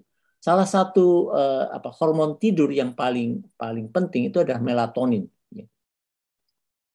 Bukan melanin. Melanin itu adalah untuk yang pewarnaan kulit ya. Melatonin adalah hormon yang berfungsi untuk menidurkan orang. Dan sekarang banyak itu obat-obat yang mengandung melatonin itu yang dijual di supermarket atau di apotek dan sebagainya ya. Itu memang membantu. Dan ini ya dengan cara tadi, dengan kebiasaan yang baik dan sebagainya itu akan membantu. Ini yang pertama. Yang kedua, di dalam tidur kita itu sebenarnya adalah waktu kita untuk mengendapkan informasi-informasi yang ada. Jadi orang yang sulit tidur biasanya mudah lupa, bukan? Ya. Dia kenapa? Memorinya itu tidak bisa terekam dengan baik. Anda mungkin bisa bayangkan tidur kita itu, ketika kita tidur itu semua memori itu ada rak-raknya sendiri-sendiri. Nah, ketika kita bangun, kita bisa merecall itu. Di rak mana itu memori itu ada. Tapi kalau kita tidurnya tidak teratur atau tidak bisa tidur dengan baik, maka tadi memorinya itu acak-acakan. Dan ketika kita mau mengambil, ada bagian yang ingat, ada bagian yang tidak, dan sebagainya. Nah, jadi deep sleep is very important for memory regeneration. Dan itu sangat penting untuk itu. Ya. Jadi itu. Dan yang berikutnya itu adalah ini ada quality dari itu. Anda mungkin pernah dengar yang namanya napping ya. Tahu napping? Tidur siang. Ya. Ternyata banyak penelitian karena kalau kita sedang melakukan aktivitas di kantor dan sebagainya itu ya. Itu kan exhausted ya. Itu kan melelahkan ya. Ternyata dengan beristirahat dalam waktu ya tidak 30 menit atau 1 jam di dalam waktu istirahat tadi, itu akan bisa memberikan refreshing yang cukup baik. Dan quality produk luaran itu ternyata jauh lebih baik. Ya. Jadi ya kalau bahasa saya ya kalau memang kita bisa napping ya misalnya setelah melakukan aktivitas coba ya. Tapi jangan kebablasan tidur, nanti CEO-nya atau Pak pimpinannya lo kok Anda kerja dibayar bukan untuk tidur loh ya. Ya. Tapi yang terpenting di sini bahwa dari proses napping tadi itu sama tadi. Jadi quality refreshing tadi bisa muncul setelah dengan tidur beberapa waktu tadi. Ya. Jadi itu kira-kira jawaban yang saya bisa berikan. Jadi memang kualitas dari hidup juga itu ditentukan dari banyaknya dari kualitas tidur kita. Dan kembali kualitas tidur itu tidak ditentukan dari banyaknya, tapi ditentukan dari jumlah deep sleep, waktu deep sleep yang kita gunakan atau kita pakai. Kira-kira seperti itu. Ya. Baik, terima kasih Prof. Dari Pak Imam, silakan kalau ada tambahan. Paling menambahkan sedikit ya. Jadi tidur itu sangat penting. Kalau kita malamnya tidur, besok pagi juga bekerja lebih fresh pada saat kita ngambil keputusan atau bekerja lebih berkonsentrasi ya. Nah, kemudian tipsnya ya mungkin katanya 6 jam sebelum tidur tuh usahakan jangan minum kopi atau teh ya, supaya kita nggak tidurnya lebih nyenyak ya. Yang benar tadi sih memang tidur dengan berkualitas itu, cuman supaya kita lebih berkualitas tidurnya tuh biasanya kalau saya olahraga pagi itu malam jadi nyenyak sih tidurnya ya, dengan kita berolahraga banyak bergerak, atau seperti tadi yang Profesor Irawan itu pada saat kita aktivitas bekerja kita banyak menggunakan otak kita, kemudian kita berpikir, kemudian ada rasa mungkin ingin beristirahat, tidur siang, nah itu deep sleep berkualitas ya, itu bagus. Jadi dengan kita banyak beraktivitas kita akan jadi capek, ingin pengen tidur, tidurnya juga lebih nyenyak gitu ya. Jadi tidur sih yang penting berkualitas. Kalau kebanyakan ya yang kurang bagus sih kalau kebanyakan tidur ya. Jadi kalau yang saya dengar sih katanya 7 jam itu udah cukup sih, 6 jam 7 jam gitu supaya kita lebih fresh. Oke, dari saya seperti itu. Mungkin satu hal yang saya perlu tambahkan. Dalam tidur itu kita punya ini kebiasaan kita itu meletakkan phone ya. Dan ini kita punya namanya Blu-ray itu. Dan Blu-ray itu sangat buruk untuk mata dan otak kita itu.